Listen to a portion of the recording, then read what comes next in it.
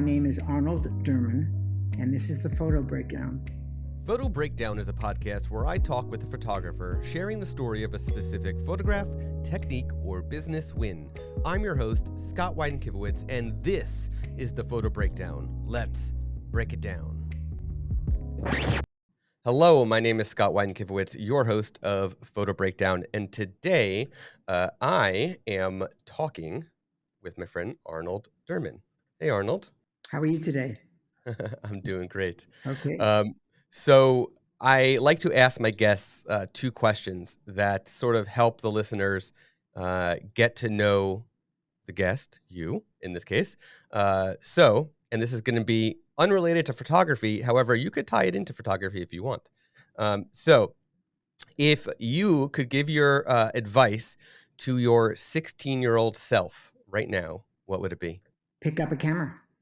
I really didn't start till a bit later than that, but with today's world, we have iPhones and you can capture so many things about you. You can look around at the world and see it because everyone has their own eye. Everyone looks at things differently. And what you do will be very, very special to you and hopefully to many others as well. Well said. Well said. Can you tell me something that you think is true that almost nobody agrees with you on? Well, I sometimes go to photo exhibits that are in Manhattan because I'm close to there. And I look at some of the exhibits and I really think some of them are really very mediocre. Whereas I will go and look at some other photo exhibits and think they're magnificent.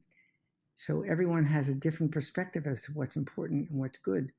I think that each person is a little bit different, and there's no answer as to what's the best photograph or what's the best this or the best that.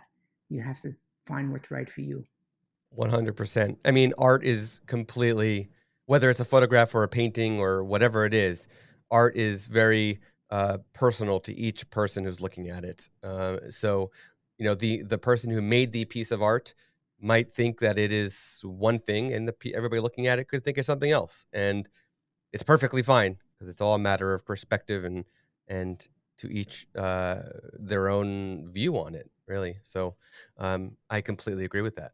Before we dive in, this episode is sponsored by my lead generation course for photographers called More Leads, More Clients. Yes, if you would like to increase the leads you're generating on your photography site, you can use the strategies I teach in my course. Access it at scottwyden.com/leads. So, with that, let's break down the photo.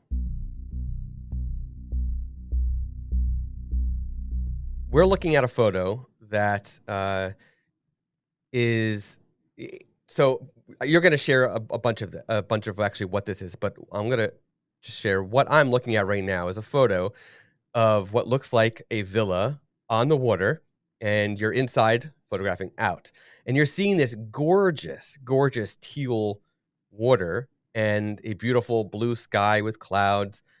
There's so much color in this photograph. And there's a lot of detail in the wood and everything. It is beautiful. So I'm really glad that we're talking about this one today. So first, where was this photograph captured? This was captured in Tahiti. I was fortunate enough to go on vacation with my wife and spend some time there. It was a beautiful, beautiful area. It definitely looks to be a beautiful area. It makes you kind of jealous that you want to, like, I want to be there right now and jump in that water. It looks so inviting. The water Very was inviting. great. The fish in the water, diving in that water was magnificent. Actually, getting there, I got to dive with Jacques Cousteau's son, go scuba diving with him on the way getting to Tahiti. Wow. It's an amazing, amazing trip. Yeah, and you've been scuba diving for a long time, haven't you? Since probably before you are. I started in 1962. I was traveling around the country. I was between my third and fourth year of medical school. And I went down to Mexico and I saw a sign that said scuba with the C backwards. And I said, how do you do this? And the guy gives me, he said, well, you put this on. I stepped on a stingray. I beat my knees on the coral. I ran out of air. I said, "This is the best thing I've ever done in my life," and that was my start of scuba diving. Nice. So, did you photograph? Uh, did you photo? So do you have an underwater camera that you photograph as well, I or? did before. I have one, but it's not of the quality that we have now. I Mhm, did do some photographing in Bonaire, uh, underwater with a good quality camera, and I've mhm. taken some other photos. This I took more just videos of you know, fish swimming around, and nothing really outstanding on this trip. Okay, all right. So, what time of year is this that you were there? I don't even remember. It was probably in in May, I think. So why don't you share the story about this photo, like the what and the why? Like what made you photograph it? Is this where you were staying? Can you share the story about this? Yes, we were staying in the water bungalows that you see in the back there, and I roamed around the property and I looked at different areas. And what caught me about this is that when you're taking a photograph, if you can join something special in the foreground or the background, then it gives you little bit more feel. And I Mm, thought the texture of the wood on the railing that was right in front of that encased the bungalows. It allowed us to look at it that way, and it draws your eye in different directions. And I thought that made it very special. Um, there was a warmth about the area. Um, there are other areas that just had sand, and other areas I got pictures of just the bungalows, but that didn't seem to mean anything. So I think it's combining different portions of your background with your foreground that's very very important in photography. oh yeah, yeah. So what you've basically accomplished is you're giving people, the viewers of this photograph, exactly what it looks like when you're inside of these bungalows looking out. And you're giving them the picture of what the bungalows look like. So you're seeing the inside and outside of this basically, um, from both sides. It's a really exactly what you said. It's bringing the foreground and background together, and doing it in a way that really shows you, hey, if you go here, this is what you're gonna see from where you're basically sleeping, and you're where you're waking up every morning. This is what you're gonna see. You're gonna see this water, these mountains. You're gonna see these bungalows around you that are gorgeous, floating on top of the water practically. It's really neat. It was a very very special experience, but you know, everyone is different in terms of what they do. Some people will go ahead and spend their time just sitting on the dock reading. Some people will be in the water all the time, but I have to capture some of it and Mm, bring back the memories, the very special time that we've had, as well as the picture as you see it, because everyone sees things a little differently. yeah, yeah. I mean, you're documenting, uh, not you're not just documenting for yourself. You're documenting so that years from now, your children and grandchildren can see, you know, this is this is the history. This is where they went. This is their travels around the world, and this is where they stayed, and this is what they saw at this point in their lives, and so on and so forth. And you've been doing this for so long. It's amazing that you've got such a great collection of photographs from all of your different travels. I've been very fortunate to do that. I've had Yeah.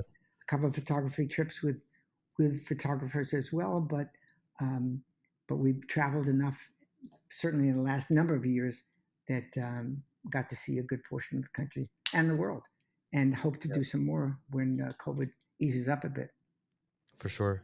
And I love the fact that like in this photo in particular, you're basically bringing your style of photography into it, and your methodology of capturing your travels, um, is very visible in this because of the what you just mentioned before with the foreground and backgrounds.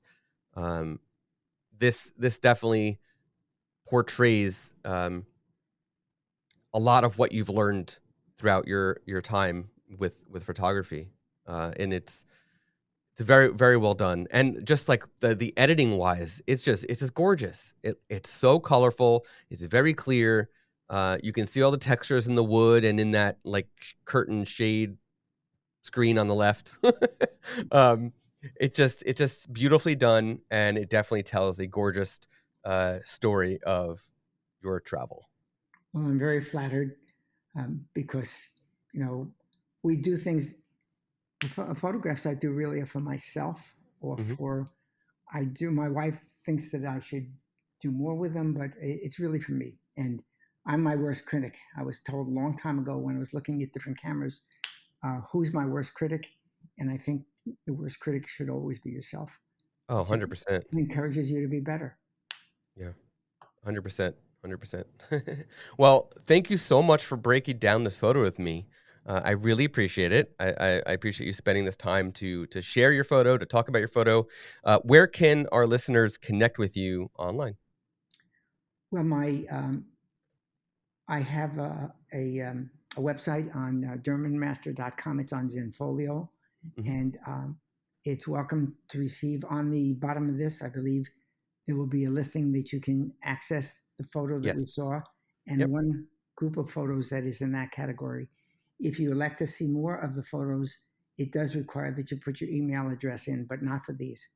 Um, that's just the way it's been set up. You're welcome to, and love to share my thoughts with anyone if you want. And it's my email is aderman1@gmail.com if anyone wants that. It's not necessary, Awesome. but just mentioning. Great. Well, thank you for listening to the photo breakdown. For the show notes and to see the photo that Arnold shared today, visit photobreakdown.com.